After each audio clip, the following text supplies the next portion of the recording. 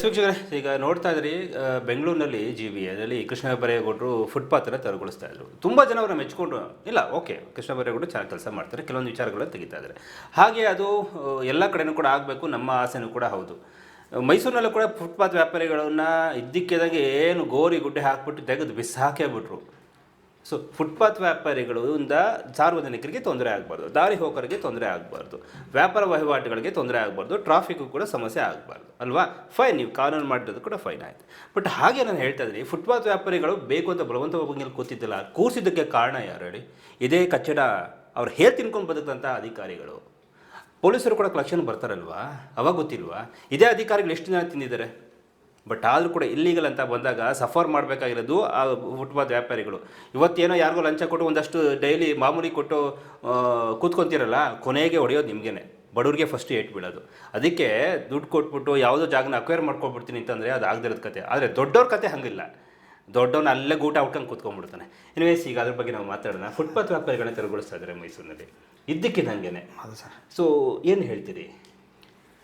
ನೋಡಿ ಸರ್, ಈಗ ಫುಟ್ಪಾತ್ ತೆರವುನ ಯಾರು ವಿರೋಧಿಸೋಕ್ಕಾಗಲ್ಲ. ಯಾಕೆ ಅಂತ ಹೇಳಿದ್ರೆ ಅದು ಸುಪ್ರೀಂ ಕೋರ್ಟ್ ಆದೇಶ. ಸುಪ್ರೀಂ ಕೋರ್ಟ್ ಆದೇಶ ಬಂದಂಥ ಸಂದರ್ಭದಲ್ಲಿ ನಾವೆಲ್ಲರೂ ಕೂಡ ಕಾನೂನನ್ನ ಪರಿಪಾಲನೆ ಮಾಡಬೇಕಾದ್ರೆ ನಮ್ಮ ಕರ್ತವ್ಯ. ಆದರೆ ಇದೇನು ನಿನ್ನೆ ಮೊನ್ನೆ ಬಂದಿರುವಂಥ ಆದೇಶ ಅಲ್ಲ. ಆದರೆ ಆದೇಶ ಅವಾಗ ಬಂದರೂ ಕೂಡ ಎಲ್ಲೋ ನೆಪ ಮಾತ್ರಕ್ಕೆ ಒಂದಷ್ಟು ಬಡವ್ರ ಬಗ್ಗರುಗಳನ್ನ ಶೆಡ್ಗಳನ್ನ ಹೊಡೆದಾಕುವಂಥದ್ದು, ಪೆಟ್ಟಿ ಅಂಗಡಿಗಳನ್ನ ಹೊಡೆದಾಕುವಂಥದ್ದು, ಮತ್ತು ಎಲ್ಲೋ ಒಂದಷ್ಟು ಜನನ ತೆಗೆದಾಕ್ಬಿಡೋದು, ವೀಡಿಯೋ ಮಾಡೋದು, ಫೋಟೋ ತಗೊಳ್ಳೋದು, ಅದನ್ನು ಒಂದು ಪ್ರೂಫ್ ಥರ ಮಾಡಿ ಏನೋ ಮಾಡ್ತಾಯಿದ್ದೀವಿ ಅಂತ ಮಾತ್ರ ದಾಖಲಾತಿಗೋಸ್ಕರ ಮಾತ್ರ ಈ ತೆರವು ನಡೀತಾ ಇದೆ ಅಷ್ಟೇ. ಆದರೆ ನಾನು ಕೇಳೋದು ಅಧಿಕಾರಿಗಳಿಗೆ, ತಾವು ದಯವಿಟ್ಟು ನೀವು ಬಂದಂಥ ಸಂದರ್ಭದಲ್ಲಿ ನೀವೇನು ಆ್ಯಕ್ಷನ್ ತಗೋತೀರಿ ಅದನ್ನು ಪರ್ಮನೆಂಟಾಗಿ ದಿನನಿತ್ಯ ಅದನ್ನು ನೋಡುವಂಥ ಕೆಲಸ ಮಾಡಬೇಕು. ಯಾರ್ಯಾರು ಫುಟ್ಪಾತನ್ನು ಇವತ್ತು ತೆರವು ಮಾಡಿರ್ತಾರೆ 15 ದಿನ ಬಿಟ್ಕೊಂಡು ತಿರ್ಗಾ ಯಥಾಸ್ಥಿತಿಗೆ ಬಂದಿರ್ತದೆ, ಇಲ್ಲ 1 ತಿಂಗಳು ಬಿಟ್ಕೊಂಡು ಯಥಾಸ್ಥಿತಿಗೆ ಬಂದಿರ್ತದೆ.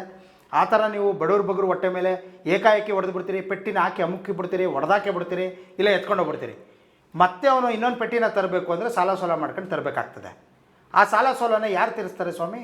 ಏನಾರು ನೀವು ಕೊಡ್ತೀರಾ? ನೀವು ಕೊಡೋದಿಲ್ಲ. ನೀವೇನಾದ್ರು ಡ್ಯಾಮೇಜ್ ಮಾಡ್ತಾಯಿದ್ದೀರಲ್ಲ, ಅದಕ್ಕೆ ಏನಾದ್ರು ದುಡ್ಡು ಕೊಟ್ಬಿಟ್ಟು ಏನಾದ್ರು ತೆರವು ಮಾಡ್ತಾಯಿದ್ದೀರಾ? ಇಲ್ಲ. ಯಾಕೆ ಅಂತಂದರೆ ನೀವು ಅತಿಕ್ರಮಣ ಮಾಡಿದ್ದೀರಿ, ನಿಮ್ಗೆ ಯಾಕೆ ಕೊಡ್ತೀವಿ ನಾವು? ನಿಮಗೆ ಕೊಡೋಕ್ಕೆ ಸಾಧ್ಯನೇ ಇಲ್ಲ ಅಂತ ಹೇಳ್ತೀರಿ. ಆಯಿತು, ಇದೆಲ್ಲವೂ ನೀಡೋಣ. ನೀವು ಫುಟ್ಪಾತ್ ತೆರವು ಮಾಡೋಕ್ಕೆ ಮುಂಚೆ ಅವ್ರಿಗೆ ಒಂದು ಪರ್ಯಾಯ ವ್ಯವಸ್ಥೆ ಮಾಡಿಬಿಟ್ಟು ನೀವು ಮಾಡ್ಬೋದಲ್ವಾ? ಯಾಕೆ ಪರ್ಯಾಯ ವ್ಯವಸ್ಥೆ ಮಾಡಲ್ಲ? ಬೀದಿ ಬದಿ ವ್ಯಾಪಾರಿಗಳಿಗೆ ನಮ್ಮ ಸೆಂಟ್ರಲ್ ಗೌರ್ಮೆಂಟಿಂದನೇ ಫಂಡ್ ರಿಲೀಸ್ ಆಗ್ತದೆ, ಲೋನು ಸಿಗುತ್ತೆ. ಆ ಲೋನನ್ನು ತಗೊಂಡು ಅವ್ರು ಏನೋ ಒಂದು ಮಾಡ್ಕೋತಾರೆ. ಮಾಡ್ಕೊಂಡಂಥ ಸಂದರ್ಭದಲ್ಲಿ ನೀವು ಏಕಾಏಕಿ ಬಂದು ಎಲ್ಲನೂ ಹೊಡೆದಾಕ್ಬಿಡ್ತೀರಿ. ಹೊಡೆದಾಕಿದ್ಮೇಲೆ ತಿರ್ಗಾ ಅವ್ರಿಗೇನೋ ಲೋನ್ ಕೊಡ್ತಾರಾ? ಕೊಡಲ್ಲ. ಅವ್ನಿಗೆ ಯಾರು ಬಂದು ದುಡ್ಡು ಕೊಡ್ತಾರಾ? ಕೊಡಲ್ಲ. ಸಾಲ ಸೋಲ ಮಾಡಬೇಕು. ಅದೆಲ್ಲವೂ ಯಾರಿಗೆ ಏಟು ಬೀಳ್ತಾ ಇರೋದು? ಯಾರು 100-200 ರೂಪಾಯಿ ಹೊಟ್ಟೆ ಬಟ್ಟೆಗೆ ಕಟ್ಕೊಂಡಿರ್ತಾರಲ್ಲ, ಅವ್ರಿಗೆ ಹೊಡಿತಾ ಇದ್ದೀರಿ ನೀವು. ನಿಮಗೆ ತಾಕತ್ತಿದ್ರೆ, ನಿಮಗೆ ಧೈರ್ಯ ಇದ್ದರೆ ಫಸ್ಟು ಕೆರೆ ಒತ್ತುವರಿ ಕೈ ಹಾಕಿ. ಈ ಫುಟ್ಪಾತ್ ತೆರವು ಮುಂಚೆ ಕೆರೆ ಒತ್ತುವರಿಗೂ ಕಾನೂನು ಆದೇಶ ಮಾಡಿದೆ ಅಲ್ವಾ? ಕೆರೆ ಒತ್ತುವರಿ ಮಾಡಿ. ಯಾರು ನಾಲೆ ಕೌಲಿ ಒತ್ತುವರಿ ಮಾಡಿದಾರಲ್ಲ ಅವ್ರನ್ನ ತೆರವುಗೊಳಿಸಿ. ಎಷ್ಟೋ ಜನ ದೊಡ್ಡ ದೊಡ್ಡ ಅಪಾರ್ಟ್ಮೆಂಟೇ ಕಟ್ಕೊಂಡ್ಬಿಟ್ಟಿದ್ದಾರೆ. ಕೃಷ್ಣ ಬೈರೇಗೌಡರಿಗೆ ನಾನೊಂದು ಪ್ರಶ್ನೆ ಮಾಡ್ತೀನಿ.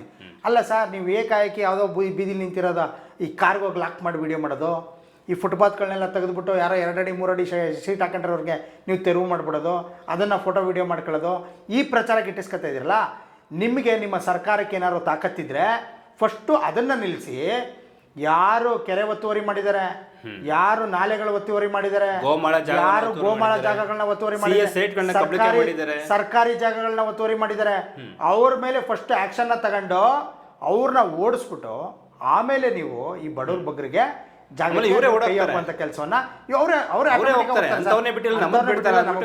ಓಡ್ತಾರೆ. ನಾನು ಇನ್ನೊಂದು ಹೇಳೋದು, ಯಾರನ್ನ ತೆರವು ಮಾಡಬೇಕು? ಕೆಲವು ರೋಲ್ ಕಾಲ್ ಗಿರಾಕಿಗಳು ಏನು ಮಾಡ್ತಾರೆ ಅಂದರೆ ಜಾಗ ಕಬ್ಜಾ ಮಾಡ್ಕೊಂಬಿಡೋದು. ಜಾಗನೇ ಸರ್ಕಾರದ್ದು, ಅದಕ್ಕೆ ಇವರು ಪರ್ಯಾಯ ಬಾಡಿಗೆ ಕೊಡೋದು ಬೇರೆಯವ್ರಿಗೆ.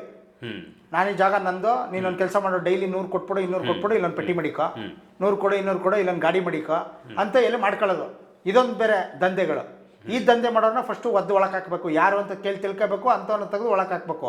ಯಾಕೆ ಅಂತಂದರೆ ಇಂಥವ್ರೇನೋ ತಂದು ಕೂರಿಸ್ಬಿಡ್ತಾರೆ. ಆ ಪೆಟ್ಟಿ ಅಂಗಡಿ ಎತ್ತ ಟೈಮಲ್ಲಿ ಅವ್ರು ಯಾರು ಬರೋಲ್ಲ, ಔಸ್ಕೊಬಿಡ್ತಾರೆ. ಇನ್ನೇನಕ್ಕೆ ಮತ್ತೆ? ಅದಕ್ಕೆ ದಯವಿಟ್ಟು ಪೆಟ್ಟಿ ಅಂಗಡಿಗಳು ಯಾರೇ ಇರಲಿ, ಫುಟ್ಪಾತ್ ವ್ಯಾಪಾರಿಗಳು, ಅವ್ರಿಗೆ ಪರ್ಯಾಯ ವ್ಯವಸ್ಥೆ ಮಾಡಿಬಿಟ್ಟು ನೀವು ತೆರವು ಮಾಡಿ. ತೆರವು ಮಾಡಿದಂಥ ಸಂದರ್ಭದಲ್ಲಿ ತೆರವು ಮಾಡಿದ್ಮೇಲೆ ಫುಟ್ಪಾತ್ ಅಭಿವೃದ್ಧಿ ಮಾಡಿ ಸರ್. ನೀವು ಬರೀ ತೆರವು ಮಾಡಿಬಿಟ್ಟು ಹೊಟ್ಟೋಗ್ಬಿಟ್ರೆ ಕಸ ಎತ್ತವ್ರು ಯಾರು? ಫುಟ್ಪಾತ್ ನಿರ್ಮಾಣ ಮಾಡೋರು ಯಾರು? ಮಾಡಿ. ಅದನ್ನು ನೀವು ಎಲ್ಲಿ ಎತ್ತಬೇಕು? 75%, 100ರಲ್ಲಿ 75% ಫುಟ್ಪಾತನ್ನು ಅತಿಕ್ರಮಣ ಮಾಡ್ಕೊಂಡು ಕೇವಲ 25 ಭಾಗ ಮಾತ್ರ ಪದಾಚಾರಿಗಳಿಗೆ ಜಾಗ ಕೊಡ್ತಾರಲ್ಲ, ಅವ್ರ ಮೇಲೆ ನೀವು ಆ್ಯಕ್ಷನ್ ತಗೊಳ್ಳಿ. ಕೇವಲ 25 ಭಾಗ ಫುಟ್ಪಾತ್ ವ್ಯಾಪಾರಿಗಳಿದ್ದು 75 ಭಾಗ ಜನಸಂಖ್ಯೆ ಓಡಾಡೋಕ್ಕೆ ಅವಕಾಶ ಮಾಡಿಕೊಟ್ಟಿರ್ತಾರಲ್ಲ ಅವ್ರನ್ನ ಯಾಕೆ ತೆಗಿತೀರಿ? ವ್ಯಾಪಾರ ವಹಿವಾಟಿಗೆ ಎಲ್ಲಿ ಹೋಗ್ತಾರೆ? ಚಿಕ್ಕದಾಗಿ ಏನೋ ಸೈಡಲ್ಲಿ ಒಂದು ಮೂಲೆಯಲ್ಲಿ ಮಾಡ್ಕೊಂಡು ಹೋಗ್ತಾ ಇರ್ತಾರೆ, ಅವ್ರಿಗೆ ಅವಕಾಶ ಮಾಡಿಕೊಡಿ. ಸಣ್ಣದಾಗಿರೋದು ನಾನು ಹೇಳ್ತಾ ಇರೋದು, 75 ಭಾಗ ಓಡಾಡೋಕ್ಕೆ ಅವಕಾಶ ಕೊಡಲಿ. ಯಾರು 75 ಭಾಗನೂ ಕಬ್ಜಾ ಮಾಡಿಬಿಟ್ಟಿದ್ದಾರೆ, ಯಾರು 100ಕ್ಕೆ 100 ಭಾಗ ಕಬ್ಜಾ ಮಾಡಿದ್ದಾರೆ ಅಂತ ನಿಮಗೆ ಗೊತ್ತು. ಅದನ್ನು ತೆರವು ಮಾಡಿ. ನೀವು ಈ ರಾಜಮಾರ್ಗ ಏನು ಈಗ ಲಕ್ಷಾಂತರ ಜನ ಮೈಸೂರು ದಸರಾ ಹತ್ರ ಬರ್ತಾಯಿದೆ, ಲಕ್ಷಾಂತರ ಜನ ಪ್ರವಾಸಿಗರು ಬೇರೆ ಬೇರೆ ರಾಜ್ಯಗಳಿಂದ ಬರ್ತಾರೆ, ಬೇರೆ ಬೇರೆ ದೇಶಗಳಿಂದನೂ ಬರ್ತಾರೆ. ಫಸ್ಟು ಈ ಸಾಯಿಜಯರಾವ್ ರೋಡು ಇಂಥ ಭಾಗಗಳಲ್ಲಿ ಫುಟ್ಪಾತ್ನ ಡೆವಲಪ್ಮೆಂಟ್ ಮಾಡಿ, ಸೈಡಲ್ಲಿ ಎಷ್ಟೋ ಈ ಕಲ್ಲುಗಳು ಹಾಕಿದ್ದೀರಲ್ಲ ಅದೆಲ್ಲ ಕಿತ್ತಿ ಮುರಿದೋಗವೆ, ಅದನ್ನು ಡೆವಲಪ್ಮೆಂಟ್ ಮಾಡುವಂಥ ಕೆಲಸ ಮಾಡಿ, ಬಣ್ಣ ಸುಣ್ಣ ಓಡಿಸಿ ಅದಕ್ಕೆಲ್ಲ ಅದು ಮಾಡುವಂಥ ಕೆಲಸ ಮಾಡಬೇಕು. ಇದೇ ಟೌನ್ ಹಾಲ್ ಪಕ್ಕ ದೊಡ್ಡ ಗಡಿಯಾರದ ಎದುರುಗಡೆ ಗಾಂಧಿ ಸ್ಕ್ವೇರ್ ಹತ್ರ ಇದೆಯಲ್ಲ, ಆ ಸುತ್ತಮುತ್ತ ಆ ಟೌನ್ ಹಾಲ್ ಪಕ್ಕದಲ್ಲಿ ಟಿಬೇಟಿಯನ್ಯರು ಒಂದು ಇದನ್ನೇ ಮಾಡ್ಕೊಂಡಿರು, ವ್ಯಾಪಾರ ವಹಿವಾಟು ಮಾಡ್ಕೊಂಡು ಏನೋ ಮಾಡ್ತಾಯಿದ್ರು. ಆಗಿಂದ ಜೀವನ ಸಾಗಂಡು ಅವ್ರು ಯಾವುದೇ ಕಾರಣಕ್ಕೂ ಫುಟ್ಪಾತ್ ಅತಿಕ್ರಮಣ ಮಾಡ್ಕೊಂಡಿರಲಿಲ್ಲ. ಆ ಗ್ರಿಲ್ಗಳಿಗೆ ನೇತಾಕೊಳ್ಳುವಂಥದ್ದು ಬೇವಲ 3-4 ಅಡಿ ಮಾತ್ರ ಅವ್ರು ಇಟ್ಕೊಂಡು ವ್ಯಾಪಾರ ಮಾಡ್ತಿದ್ರು, ಇನ್ನು ಮಿಕ್ಕಿದ್ದೆಲ್ಲನೂ ಬಿಟ್ಟಿದ್ರು. ಸ್ವೆಟ್ರು, ಟೋಪಿ, ಮಕ್ಳುಗಳಿಗೆ ಬೇಕಾಗುವಂಥ ಸಾಮಗ್ರಿಗಳನ್ನ ಉಲ್ಲನ್ನಲ್ಲಿ ಮಾಡುವಂಥದ್ದನ್ನು ಮಾಡ್ತಿದ್ರು. ಯಾರೋ ಒಂದು ಅನ್ಯ ಧರ್ಮಿಗಳು ನನ್ನ ಮಕ್ಕಳು ಬಂದ್ಬಿಟ್ಟು ಎಲ್ಲರನ್ನೂ ಓಡಿಸ್ಬಿಟ್ರು. ಒಬ್ಬ ಬಂದು ಕಬ್ಜಾ ಮಾಡಿ ಅವ್ರಿಗೆ ಎದುರಿಸಿ ಓಡಿಸೇ ಬಿಟ್ರು ಅವ್ರನ್ನ. ಒಬ್ಬರು ಕೂಡ ಇಲ್ಲ ಇವತ್ತು. ಎಲ್ಲ ಕಬ್ಜಾ ಮಾಡ್ಕೊಂಡು ಇವತ್ತು ಹೆಂಗಿದೆ ಅಂದರೆ 100% ಕಬ್ಜಾ ಮಾಡಿ ಇಟ್ಕೊಂಡವ್ರೆ. ಅಲ್ಲಿ ಫುಟ್ಪಾತ್ ಇಲ್ಲ, ಅವ್ರನ್ನ ಬಿಡ್ಸೋಕ್ಕೆ ಆಗಲ್ಲ. ಆ ರೀತಿ ಇದೆ, ಮಾಡ್ತಾರೆ. ನೀವು ತೆರವು ಮಾಡಿ, ನಿಮಗೆ ತಾಕತ್ತಿದ್ರೆ.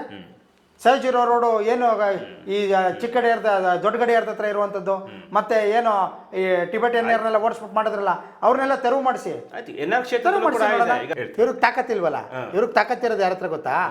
ಈ ಮುದುಕರು, ಈ ಪಾಪ ಮುದುಕಿರು, ಕೈಲಾಗ್ತಿದ್ರು, ಅಂಗವಿಕಲರು, ಪಾಪ ಅವ್ರಿಗೆ ಕಿರ್ಚಕ್ಕೂ ಶಬ್ದ ಇಲ್ಲ. ಎಲ್ಲೋ ಒಂದು ಬಾಳೆಹಣ್ಣು ಇಟ್ಕೊಂಡು ಒಂದು ಸಣ್ಣ ಪುಟ್ಟ ಇದನ್ನು ವ್ಯಾಪಾರ ಇಟ್ಕೊಂಡು ಕುಕ್ಕೆ ಇಟ್ಕೊಂಡು ವ್ಯಾಪಾರ ಮಾಡ್ತಿರ್ತಾರಲ್ಲ, ಅವ್ರನ್ನ ಕಿತ್ತೆಸ್ಬಿಡೋದು, ಅವ್ರ ಮೇಲೆ JCB ದಾಳಿ ಮಾಡಿಬಿಡೋದು, ಇಂಥವ್ರ ಮೇಲೆ ಇವ್ರದ್ದು ನಡೀತಾ ಇರೋದಂಥ ವಿಚಾರ. ನೀವು ಅಂಥವ್ರಿಂದ ಯಾರ್ದು ಅಪಾಯ ಇಲ್ಲ ಸರ್. ಎತ್ಕೊಳ್ಳಿ ಅಂತ ಹೇಳ್ಬಿಟ್ರೆ ಎತ್ಕೋತಾರೆ. ದೊಡ್ಡವ್ರದೇ ಹೊಡೆದಾಕದ್ಮೇಲೆ ಹೌದು ಇವ್ರ ನಾವೇನ್ ಮಹಾ ಇವರೇ ಎತ್ಕೊಂಡು ಹೋಗ್ತಾರೆ. ಮಾಡ್ಲಿ, ಗೊತ್ತಿರ್ಬೋದು ರಾಜಕಾಲುವೆ ಮೇಲೆ ದೊಡ್ಡ ದೊಡ್ಡ ಹೋಟ್ಲುಗಳು ಕಟ್ಟಿದ್ದಾರೆ. ಹೌದು, ಸ್ಪೀಚ್ ಅಂಡ್ ಹಿಯರಿಂಗ್ ಅಂತ ದೊಡ್ಡ ಹೋಟ್ಲ್ ಇದೆ. ನಮ್ಮ ಮೀಡಿಯಾದವರು ಕೂಡ ಮೀಟಿಂಗ್ ಹೋಗಿದ್ರು, ಅಲ್ಲಿ ಕಾಲುವೆ ಮೇಲೆ ಹೋಟ್ಲುಗಳು ಅದನ್ನು ಹೊಡೆದಾಕಿ ಸರ್ ಈಗ ಸರ್ಕಾರಿ ಗೋಮಾಳಗಳು ರಿಪೇರ್ ಮಾಡ್ಕೊತಿರಲ್ಲ, ಅದನ್ನ ವಶಪಡಿಸ್ಕೊಳ್ಳಿ. ಇಲ್ಲೇ ಲೆಕ್ಕ ಹಾಕ್ಲಿ ಸರ್.